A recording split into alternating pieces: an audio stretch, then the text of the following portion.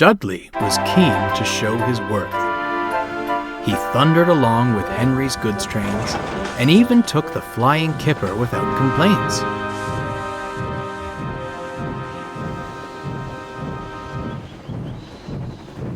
His trains were timely and orderly, for the trucks were too intimidated to attempt trickery. The engines were grateful for his help, and he proved to be good company in the shed, for all except one. "Had a good run today, Dudley?" asked Bear with a smile. "Quite," came the grunt of a reply, before he turned his attention to the others. Bear was no stranger to harsh treatment from steam engines. He knew of the damage done by previous diesels with far less class. Even so, Dudley was a tough nut to crack. Bear was restless that night. He kept thinking of how to prove himself a friendly sort. He glanced at the clock. The flying kipper would be due out soon, but Dudley was fast asleep. "Psst," whispered Bear. "Dudley." A loud snore was the only reply. "Dudley!" Bear hissed louder. "Oh, great heavens! No, don't take me! Calm down," soothed Bear. "It's only me."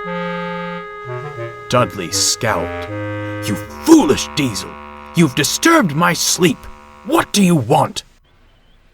I wanted you to wake up," stammered Bear. The kipper is due soon. If you're too tired, I could—" "Don't you even suggest it," snapped Dudley. "I'm more than capable. Tired indeed." When he had steam up, Dudley snorted away. Bear was speechless. The next day, Dudley ambled to the yards. As Donald shunted trucks for his goods train, he spied a lone fuel tanker in a siding. "Why is this one not on the train? Am I not stopping at the refinery today?" "Aye, here," replied Donald. "Faulty brakes on this one, though. Needs repairs before you can take it." "Ah, understandable. Grateful for your help, Donald, but I'll finish things here. You have other trains to shunt, I'm sure." "Aye," said Donald, "but say no more, then. My train, my responsibility." Suspicious, Donald silently puffed away.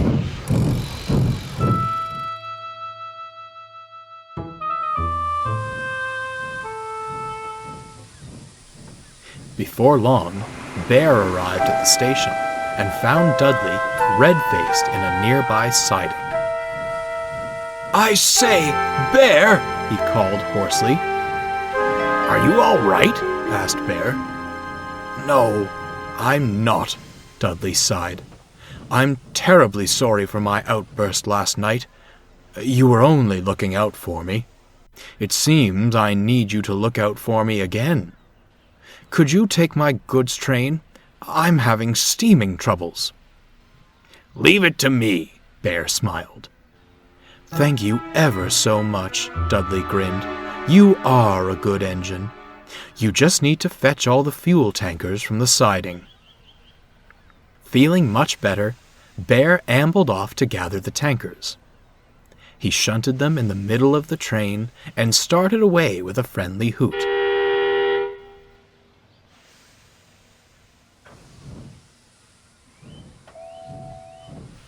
Out on the main line, they were going well. Suddenly, Bear felt resistance. "Smarten up back there," he growled to the trucks. "No tricks today, thank you." The truck's reply was drowned in a horrible screeching.